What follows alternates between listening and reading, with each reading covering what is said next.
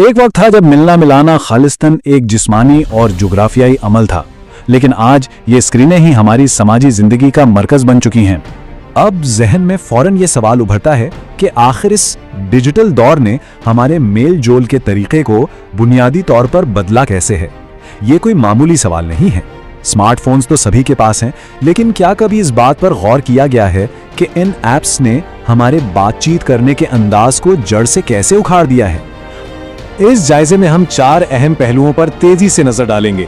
Digital ताल्लुकात का इर्तिका, इब्लाग के बदलते तरीके, राब्ते का एक अजीब तजाद और आखिर में ये कि जदीद समाजी रिश्तों को कैसे निभाया जा रहा है।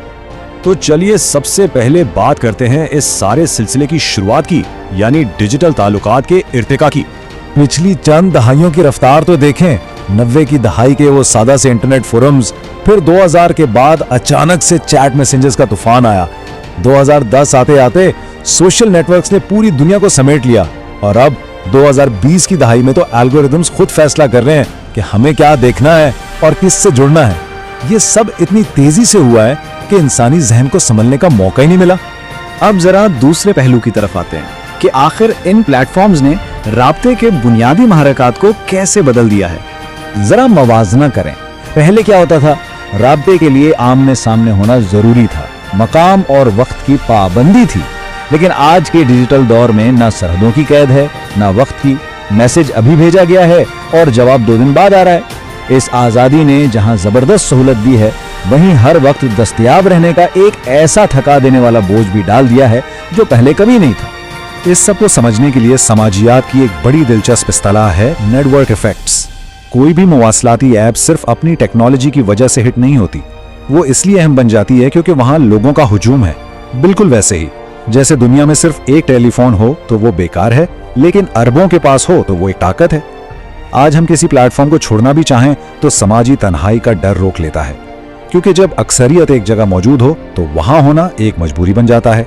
और बिल्कुल यहीं से जन्म लेता है हमारा तीसरा और शायद सबसे अहम नुक्ता, राब्ते का तजाद।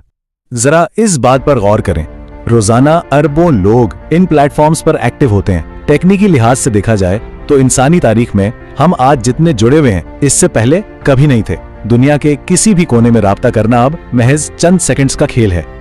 लेकिन यहीं एक बहुत बड़ा तजाद भी सामने आता है।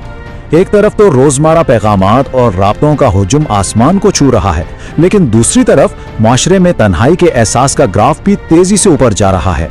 ये आदादो शुमार बड़ी वाज़े हकीकत बयान करते हैं कि महज स्क्रीन पर गुजारा हुआ ज्यादा वक्त किसी गहरे नफ्सियाती या जज्बाती रिश्ते की जमानत नहीं देता। हम राब्ते में तो जरूर हैं, लेकिन अंदर से जुड़े हुए महसूस नहीं कर रहे। ये बात किस कदर सच है कि सतही से नेटवर्क कनेक्शंस आहिस्ता आहिस्ता हमारी रिवायती कम्युनिटी के गहरे और हसास रिश्तों की जगह ले रहे हैं। स्क्रॉलिंग और मुख्तसर कमेंट्स के इस दौर में हम उन हकीकी रिश्तों से कटते जा रहे हैं जहां बाहमी ताउन और एक दूसरे का दर्द समझने की गुंजाइश मौजूद थी। इसे हम कुर्बत का सराब भी कह सकते हैं। हम सारा दिन तस्वीरें और स्टेटस अपडेट्स देखते हैं और दिमाग ये फरेब खा जाता है कि हम उन लोगों के बहुत करीब हैं। हालांकि हकीकत में हमें बिल्कुल अंदाजा नहीं होता कि उन अपडेट्स के पीछे कैसी जज्बाती हालत या कैसी तन्हाई छुपी है। ये बस एक ऐसा शराब है जो राब्ते की भूख तो जगाता है, मगर उसे कभी मिटाता नहीं। तो फिर इन हालात में आज का इंसान कर क्या रहा है? ये हमारा चौथा और आखिरी हिस्सा है, इन जदीद समाजी रिश्तों को समझना और उनके साथ जीना। हम सब ने लाशऊरी तौर पर कुछ नई हिकमतें अमलिया अपना ली हैं, जैसे अपनी डिजिटल शिनाख्त को बनाना और संवारना, ये फैसला करना कि ऑनलाइन क्या दिखाना है और क्या छुपाना है, फिर मुसलसल पैगामात और नोटिफिकेशंस की थकावट से बचने के तरीके ढूंढना।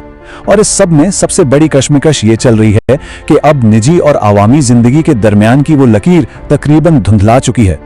आखिर में एक बड़ा अहम सवाल जहन में रह जाता है, क्या आने वाली नस्लें हमारे इस दौर और मौजूदा डिजिटल नेटवर्क्स को इंसानों को करीब लाने वाले टूल्स के तौर पर देखेंगी, या फिर वो उन्हें तन्हाई का ऐसा इंजन करार देंगी जिसने इंसानों को एक दूसरे से काट कर रख दिया।